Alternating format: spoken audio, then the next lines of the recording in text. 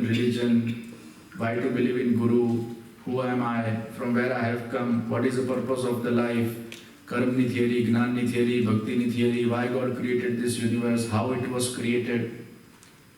ભાગવતજીમાં જે 5 મહાપાપ લખેલા છે, જો બાળપણમાં ભણી લે સ્કૂલમાં તો કરે મોટો થઈ 60 વર્ષે કથા સાંભળે પછી પેલા 5 મહાપાપ સાંભળે તો પેલો વિચાર કરે अब क्या करे जब चिड़िया चुग गई खेत.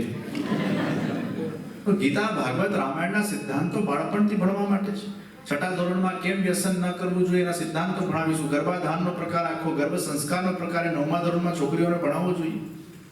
આ બધું ભણતરમાં જ જો આવી જાય, કેમ નોનવેજ નહીં ખાવું ભણતરમાં જ આવી જાય, આખી આપણી ફિલોસોફી ભણતરમાં જ આવી જાય, તો 12મું ધોરણ પાસ કરીને કોલેજના અંદર ડિગ્રી લેવા જાય તે પહેલા તો આખો બેઝ ક્લિયર થઈ જવો જોઈએ. અને એટલે જ હું જ્યારે કેનેડા ગયો ત્યારે ખાલિસ્તાનીઓની સ્કૂલ હતી, મુસલમાનોની સ્કૂલ હતી, ક્રિશ્ચિયનોની સ્કૂલ હતી, એક પણ આપણી હિન્દુ સ્કૂલ નથી. એટલે વિવાહમાં ફ્યુચર મિશન છે, વિઝન છે કે ઠેર ઠેર આપણી હિન્દુ સનાતન સ્કૂલો ઓપન કરવામાં આવે અને બાળપણથી બાળકોને એ સંસ્કારોની પ્રાપ્તિ થાય.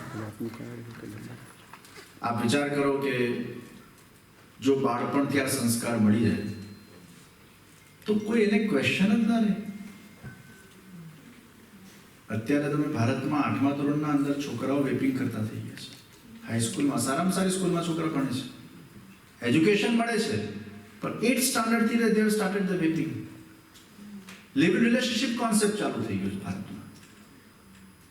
આખું કલ્ચર કઈ બાજુ જઈ રહ્યું છે. અને એટલે જ પરિવારના સંસ્કારના સાથે સ્કૂલના સંસ્કારો બહુ જ મહત્વના છે. એટલે પ્રી સ્કૂલથી શરૂ કરીને સનાતન સ્કૂલ સુધી આખું આપણું વિઝન છે. અને જેમ મેકડોનલ્ડ જેને બનાવ્યું એ મરી ગયો પણ મેકડોનલ્ડ ચાલે છે ને, એપલ જેને બનાવ્યું મરી ગયો એપલ ચાલે છે ને, એમ આપણે હોઈએ કે ના હોઈએ, સનાતન સ્કૂલ એકવાર બની ગઈ, એનો કોર્સ બની ગયો, પેઢી દર પેઢી ચાલ્યા કરે.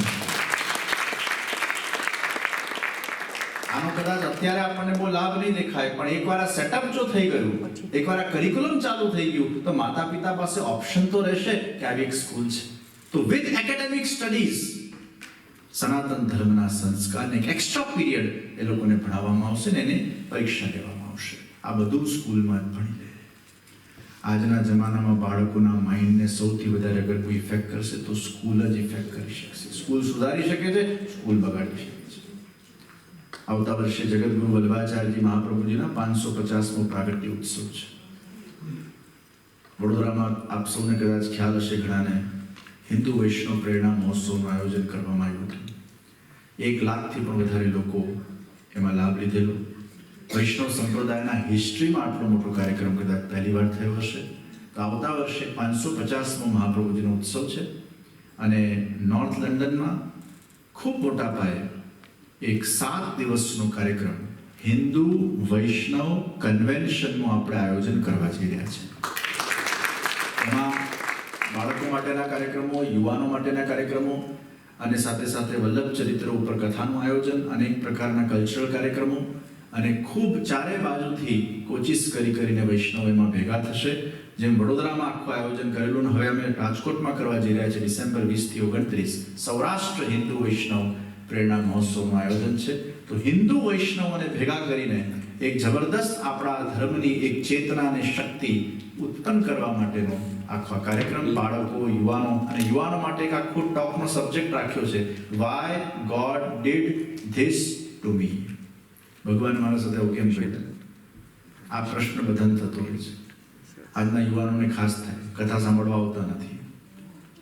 એટલે એ લોકોને 1.5 કલાકમાં ગીતા, ભાગવત, રામાયણના સિદ્ધાંતોનો સાર, આખું માખણ એ કઈ રીતે પ્રાપ્ત થઈ જાય. આ બધાને વોટરમેલન આપીએ તો કોઈ ખાઈ નહીં, જ્યુસ આપી તરત પી જાય.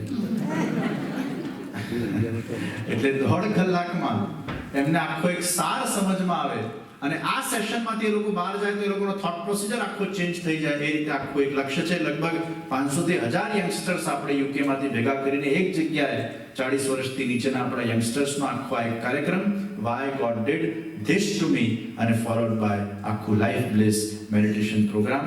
આ બધા આયોજનો આપણે આવતા વર્ષે અહીંયા નોર્થ લંડનમાં કરવા જઈ રહ્યા છે એની પણ આપ સૌને ખાસ હું વધાઈ પાઠવું છું. ફરી એકવાર હંમેશા પરિવારને ખૂબ ખૂબ ધન્યવાદ સાથે, ચંદુભાઈ, અશ્વિનભાઈ, આખી ટીમને ખૂબ ખૂબ ધન્યવાદ સાથે મારા વક્તવ્યને વિરામ આપું છું. શુભમ ભવતુ પૂજામ. બોલો શ્રી કૃષ્ણ કનૈયા, શ્રી વલ્લભાધીશ કી જય, શ્રી ગિરિરાજ ધરણ કી જય, શ્રી યમુને